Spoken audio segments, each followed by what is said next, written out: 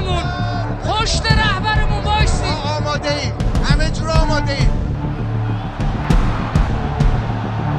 তাহলে কি এবার ইরানের সঙ্গে সমঝোতার টেবিলে বসার আগেই যুদ্ধের হুঁশিয়ারি দিলেন মার্কিন প্রেসিডেন্ট ডোনাল্ড ট্রাম্প? ইরানে বিক্ষোভ দমন ঘিরে কঠোর প্রতিক্রিয়ার কথা বলে কি মধ্যপ্রাচ্যের উত্তেজনার আগুনে তিনি নতুন করে ঘি ঢাললেন?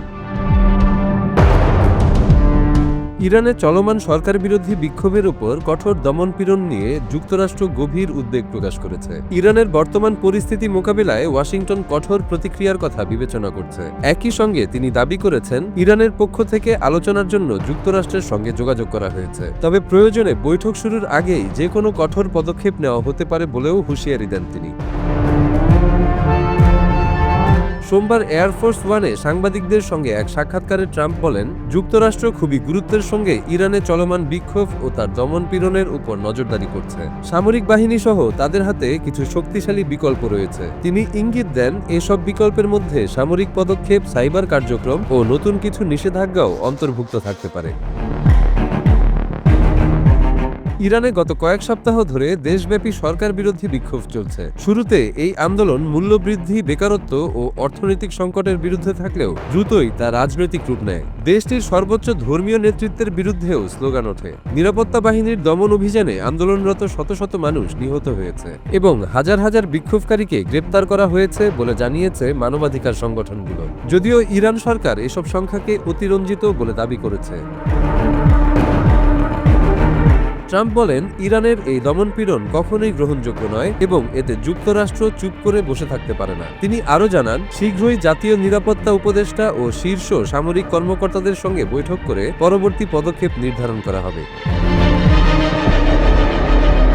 একই সময়ে ট্রাম্প আরও একটি গুরুত্বপূর্ণ দাবি তুলে ধরেন। তিনি বলেন, তেহরান থেকে যুক্তরাষ্ট্রের সঙ্গে যোগাযোগ করা হয়েছে এবং ইরান আলোচনায় বসতে আগ্রহী। তবে তিনি সতর্ক করে বলেন, আলোচনা শুরু হওয়ার আগেই পরিস্থিতি আরও জটিল হয়ে উঠতে পারে। ইরান ইস্যুতে যুক্তরাষ্ট্র ও ইসরায়েলের সঙ্গে উত্তেজনা নতুন নয়। গত বছর ইরানের পারমাণবিক কর্মসূচিকে কেন্দ্র করে স্বল্পমেয়াদী সামরিক সংঘাত হয়েছিল। বর্তমান বিক্ষোভ ও দমনপীড়নের প্রেক্ষাপটে সেই পুরনো উত্তেজনা আবার নতুন করে সামনে চলে এসেছে। তেহরানে ইরানি কর্মকর্তাদের বক্তব্যেও দেখা যাচ্ছে দ্বৈত সুর। দেশটির পররাষ্ট্রমন্ত্রী বলেছেন, ইরান যুদ্ধের জন্য প্রস্তুত, আবার তাদের সাথে সংলাপের পথও খোলা। তবে সংসদের স্পিকার সতর্ক করে বলেছেন, যুক্তরাষ্ট্র হামলা চালালে মধ্যপ্রাচ্যে মার্কিন ঘাঁটি ও ইসরায়েলি লক্ষ্যবস্তুগুলো ইরানের প্রতিক্রিয়ার আওতায় নিয়ে আসা হবে। এরই মধ্যে ইরান সরকার দেশব্যাপী 3 দিনের রাষ্ট্রীয় শোক ঘোষণা করেছে। নিহত নিরাপত্তা সদস্যদের স্মরণে রাষ্ট্রীয় টেলিভিশনের শোকানুষ্ঠান ও সরকারপন্থী সমাবেশ সম্প্রচার করা হচ্ছে। সরকার দাবি করছে, এই বিক্ষোভে বিদেশি শক্তি উস্কানি দিচ্ছে। ইরানে ইন্টারনেট ও যোগাযোগ ব্যবস্থার সীমাবদ্ধতা পরিস্থিতিকে আরও জটিল করে তুলেছে। এতে প্রকৃত অবস্থা সম্পর্কে স্বাধীন তথ্য পাওয়া কঠিন হয়ে পড়ে। ট্রাম্প বলেন, ইরানের জনগণের যোগাযোগ পুনরুদ্ধারে প্রযুক্তিগত সহায়তা দেওয়ার বিষয় নিয়েও যুক্তরাষ্ট্র গভীরভাবে ভাবছে।